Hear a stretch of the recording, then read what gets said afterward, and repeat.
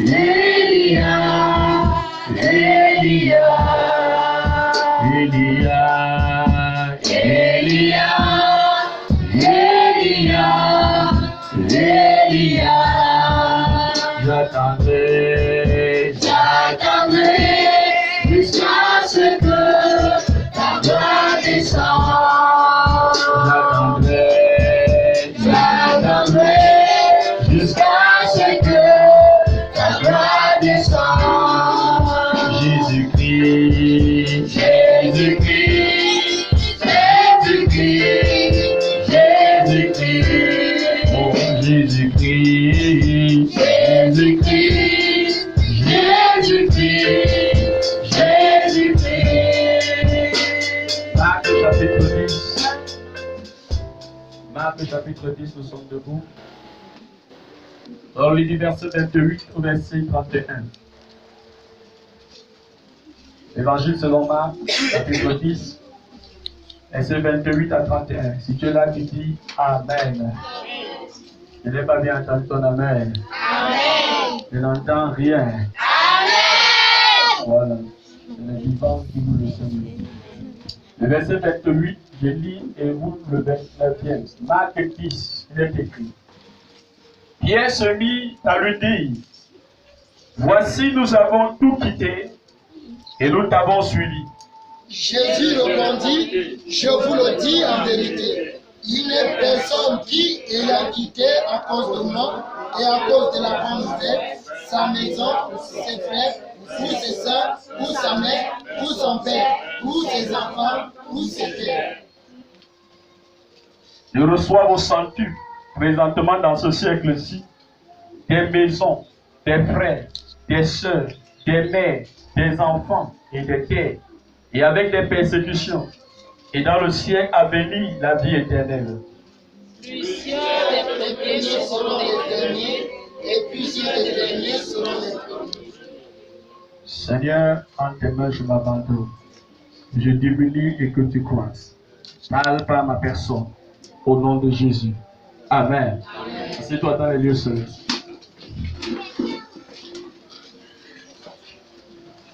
La Bible dit, Pierre se mit à lui dire, voici nous avons tout quitté et nous t'avons suivi. Jésus répondit, je vous le dis en vérité, il n'est personne qui, ayant quitté à cause de moi et à cause de la bonne nouvelle, sa maison, ou ses frères, ou ses sœurs, ou sa mère, ou son père, ou ses enfants, ou ses terres, de reçoivent au centuple présentement dans ce siècle-ci des maisons, des frères, des sœurs, des mères, des enfants et des terres, et avec des persécutions. Et dans le siècle à venir, la vie éternelle. Plusieurs des premiers seront les derniers. Et plusieurs des derniers seront les premiers. Jésus, par ce passage, veut nous faire comprendre que le suivre va te coûter quelque chose. Dis à quelqu'un, suivre Jésus va te coûter quelque chose. Suivre Jésus va te coûter quelque chose. Pour suivre Jésus, il faut être prêt à faire des sacrifices. Pour suivre Jésus, il faut être prêt à quitter certaines choses pour gagner certaines choses.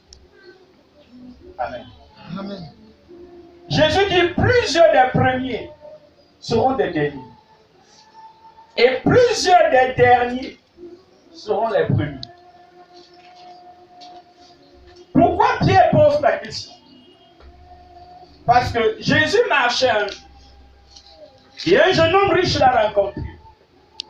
Et ce jeune homme lui a posé la question de savoir, mais que dois-je faire pour avoir la vie éternelle? Et Jésus lui dit, tu connais les commandements. Il répond, mais lesquels? Amen. Et Jésus a commencé à lister les commandements.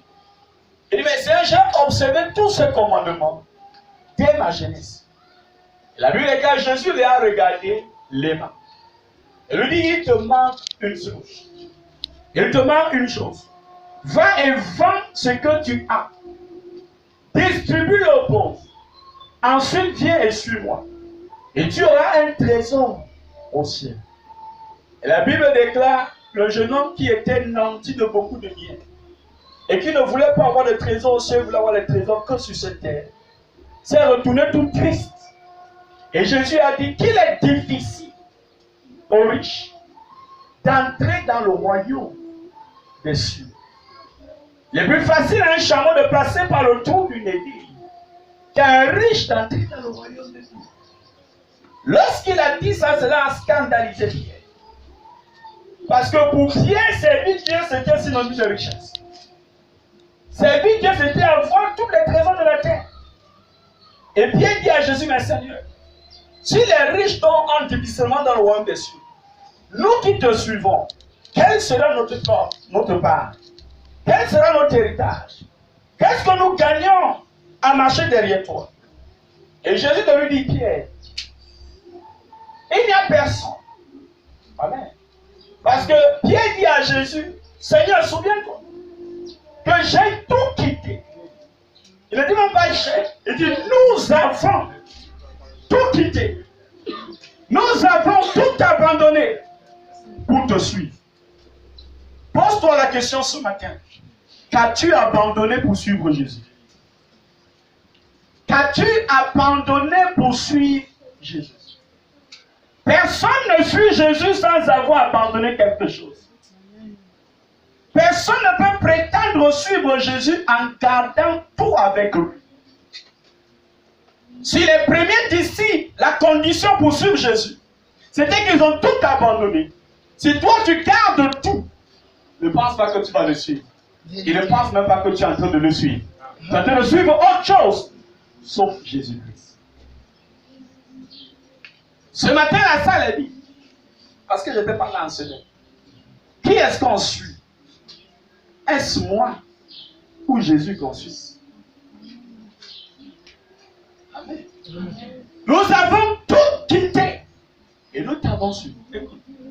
Tu peux être l'ami du pasteur, mais si tu n'es pas l'ami de Dieu, si tu n'es pas l'ami de Jésus-Christ, tout ça c'est vanité. Tout ça ne te sert à rien. Le pasteur ne peut pas écrire ton nom dans le livre de vie. Seul Jésus pourra l'écrire. Mon rôle, c'est de te montrer Jésus. Alléluia. Mon rôle, c'est que tu m'imites comme j'imite Jésus. S'il y a des points de ma vie où je n'imite pas Jésus, tu n'es pas supposé m'imiter. Nous sommes des modèles. Nous ne sommes pas des dictateurs. Nous ne dominons pas le troupeau de Dieu. Nous paissons le troupeau de Dieu. Amen. Nous avons tout quitté. Beaucoup veulent recevoir tout de Dieu, mais ne sont prêts à quitter rien. Amen. Amen. Ils attendent tout de Dieu, mais ne veulent rien perdre. Pourtant, même Jésus qui a tout reçu de son Père a dû tout quitter. Il a dû tout perdre. Peut-être tu ne connais pas le Jésus dont tu sais, mais ce Jésus vivait au ciel. Il vivait dans une gloire insolente. Il était au ciel, les anges le servaient 24 heures sur 24. Il était au ciel, les 24 dias se prosternaient, il adorait, jetait la couronne devant lui tous les jours. Il a quitté toute cette gloire. Il a quitté son confort. Il a quitté son bien-être. Il est venu sur la terre pour te sauver. Et pour te sauver, il a payé un prix fort. La Bible dit il a été insulté. La Bible dit on a craché sur lui. La Bible dit on l'a flagellé. Il a livré sa joue à ceux qui le frappaient. On l'a arraché la barre. Et aujourd'hui, tu confesses les bénéfices de ce salut avec aisance. Pas seulement si je suis guéri. Mais tu ne sais pas qu'au prix de la guérison que tu as gratuitement là, il a payé un prix. Alléluia. Et tu es en train de prendre ce salut qui t'a donné avec légèreté. Tu foules cela aux pieds. Tu ne l'entretiens pas. Tu ne travailles pas à ton salut. Sache que Dieu te jugera de la manière que tu gères le salut qui a coûté tout à son Fils. Le salut a tout coûté à Jésus.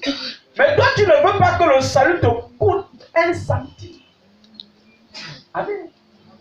Nous avons tout quitté, Seigneur, et nous t'avons suivi. Quelle sera notre récompense? Et Jésus se mit à dire à Pierre, Pierre, il n'existe pas d'humain sur la terre qui ait quitté à cause de moi et à cause de la bonne nouvelle. Ça veut dire qu'il y a des gens qui quittent des choses pour des mauvaises raisons. Tout ce que tu quittes pour une mauvaise raison ne prétend pas que tu as quitté ça pour Dieu. Tout ce que tu perds pour tes intérêts ne dit pas que tu l'as perdu pour Dieu. Parce que tout ce que tu as quitté pour Dieu, tu ne perds pas. Amen. Cela te reviendra multiplié. Personne qui a quitté à cause de quoi? De moi. Moi qui, Jésus. Et à cause de la bonne nouvelle, il a quitté quoi? Ses terres. Il a quitté son père. Il a quitté sa mère.